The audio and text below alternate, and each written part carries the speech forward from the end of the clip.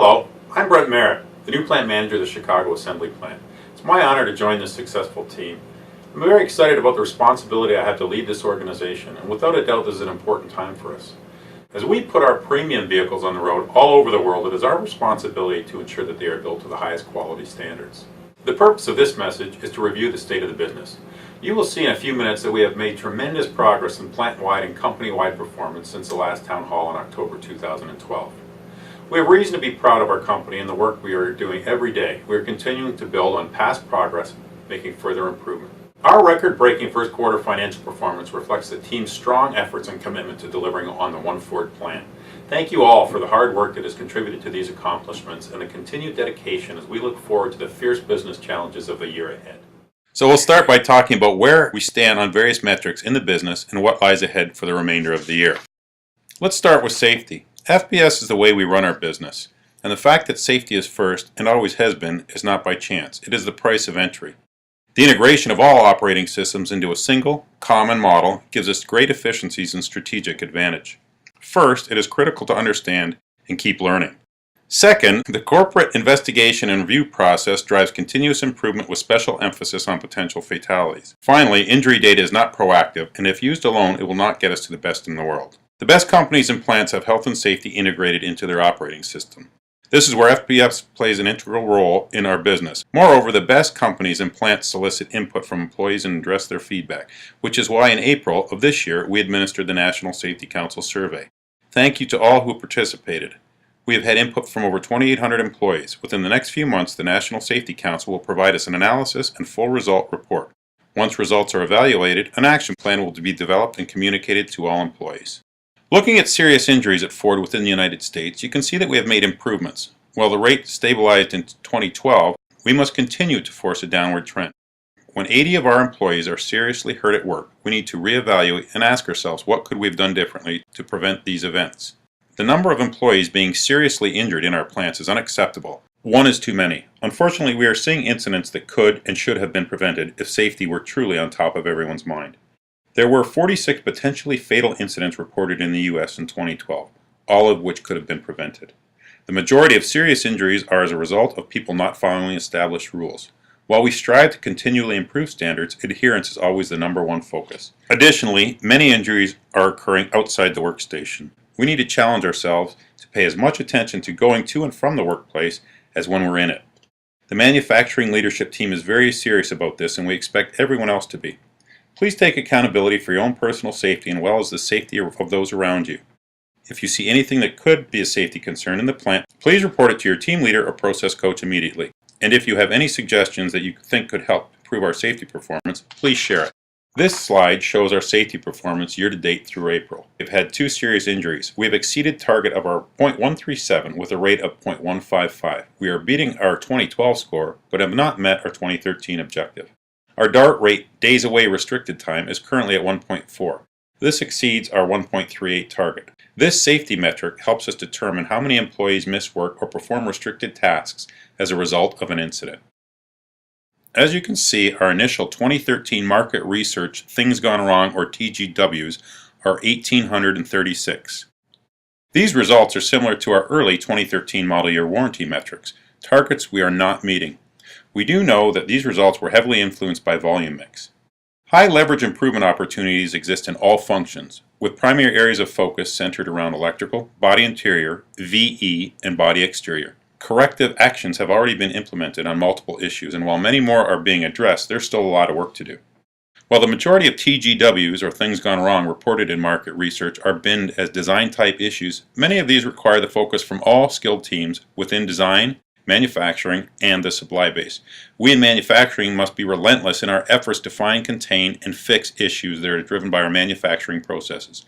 And we need to strengthen our measurement systems in the plant to detect and contain all issues for any function. These 2013 model year TGW results are not our final report card, and we still have time to recover by year end. Next, we will discuss some special actions manufacturing is incorporating to support these efforts.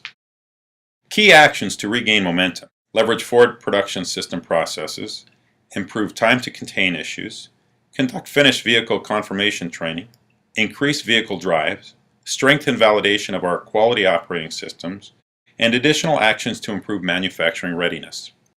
As an important element of key intervention actions being implemented, we will leverage our FPS practices, utilizing process verification and confirmation, along with the initiatives to strengthen and establish robust workstations. These efforts will help to ensure that we adhere to process to build quality products and will assist us in rapidly detecting and containing issues with our measurement system so that defects don't reach our customers.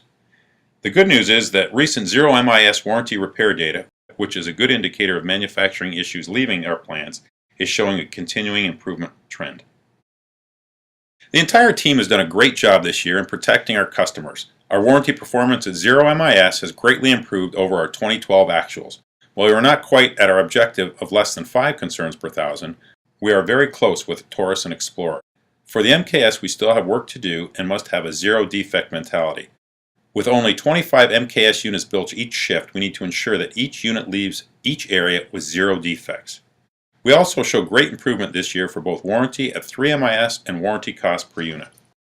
One key element of FPS is the maintenance operating system. This system allows us to maximize the amount of units we are able to produce in the shortest amount of time. Implementation will focus on 1. Constraint management and maintenance, 2. Mean time to repair, minimizing the repair time at every breakdown, and 3. Mean time between failures, improving machine performance through reducing breakdowns. Additionally, to drive increased performance, we must focus on predictive maintenance to plan ahead. Preventive maintenance completion rate is a major focus as part of the maintenance operating system and is one objective on our plant scorecard. Maintenance performance at the Chicago assembly plant continues to improve with an April completion rate of 93%. This far exceeds the 2012 actuals of 43%, and that is great work by the team. The positive maintenance trend translates to our delivery scorecard, where we see continued favorable performance with manufacturing controllable losses as a percentage of production at 0.3% for April. This far exceeds the target of 1.2% set for 2013 and is certainly an improvement over the 2012 actuals of 1.5%. And I really want to congratulate the team.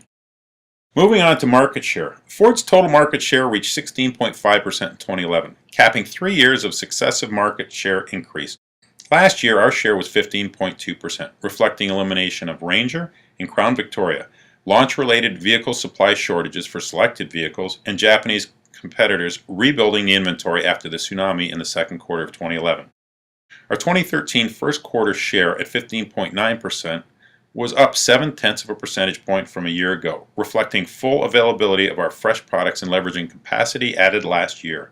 This was the largest gain among all major OEMs. With last year's all-new vehicle launches and significant capacity expansions behind us, we expect a great year of stability with our production systems and our providers. This will be a key enabler to achieve higher U.S. volumes and market share, subsequently increasing North American profits for 2013. Here you see our pre-tax operating results for each of our automotive business units, as well as financial services for first quarter of 2013. Total company profit, $2.1 billion, was led by North America, which earned $2.4 billion, $309 million higher compared with a year ago. South America recorded a loss of $218 million, driven by unfavorable exchange rates. Europe reported a loss of $462 million in a very difficult business environment as we continue to implement our transformational plan. Asia Pacific earned $6 million, and the other automotive loss of $125 million is more than explained by net interest expense. Financial services earned $503 million, an improvement of $47 million compared with a year ago. This chart highlights the mix of business conditions the company continues to experience and reinforces the importance for North America to deliver or beat our plan. As of now, we are projected to meet our budget expectations for the year. While this is great news, we can't let up. To stay on track, we must average 63.3 JPH or jobs per hour in each department. Improving our FTT and building quality in station will significantly reduce our repair costs and help meet our budget as well. One of our greatest opportunities lies in scrap and cycles. We have the highest scrap and cycles cost in all of Ford North America. As you know, scrap is the cost we incur due to parts that we've damaged in-house. Cycles is unreported scrap. It is the material we've lost because it wasn't identified or tagged properly. Scrap and cycle cost for month to date in May is $20 per unit. This represents pure waste. While we have made significant improvements, additional progress is needed. In 2013, CAP has a scrap and cycle target a year-end of $19 per unit, requiring a 44% improvement from 2012. Moving on from our scorecard, we'll take a look at the few internal and external environmental factors that will influence company performance for 2013. Our major external factor is the Trans-Pacific Partnership discussion. The UAW and Ford continue to play a leadership role in the Japan trade debate. Joe Henricks delivered strong remarks on the issue of trade during the Cleveland engine plant announcement. He stated a strong opposition to Japan's inclusion in the Trans-Pacific Partnership due to its track record as being one of the most closed automotive markets in the world and its history of continued practice of direct currency manipulation. He spoke to the importance for the automotive industry to remain competitive globally and the need to partner with the governments to help shape policy. In addition, the UAW delivered 40,000 signatures to the White House. This is a great reminder that we are all ambassadors. Let us all work together to share with our members of Congress how much we appreciate them fighting for the hearts and souls of American manufacturing. It is so important to the auto industry, to job growth, and to our country. One major internal factor that will influence company performance in 2013 is implementation of the Ford Production System. 2 years ago, globally, as one manufacturing team, we started our journey to redefine the way that our plants will operate in the future. This led to the development of a fully integrated Ford Production System, a standardized, structured system that engages plant employees and provides the foundation for continuous improvement. This year, John Fleming, Executive Vice President, Global Manufacturing and Labor Affairs, is calling for 2013 to be the year of implementation.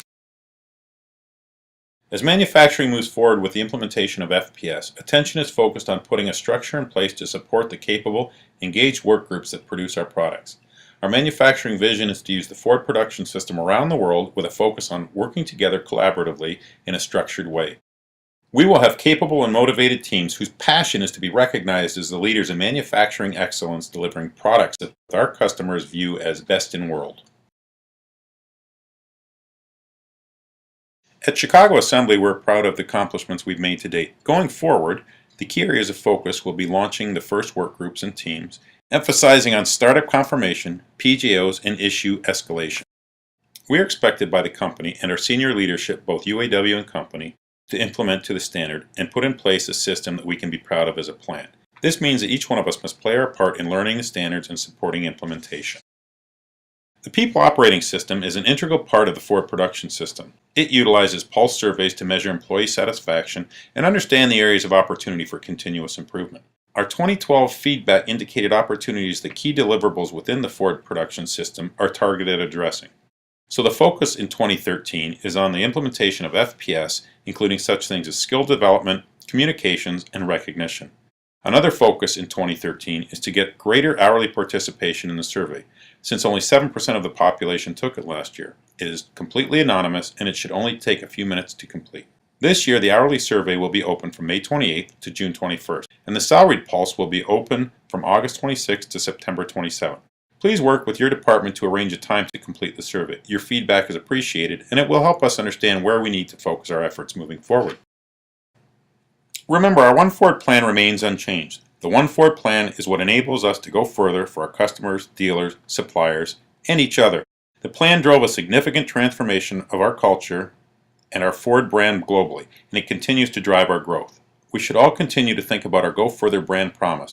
It should inspire us in our daily activities to deliver ingenious, attainable products that will improve the lives of our customers and continue to strengthen the company.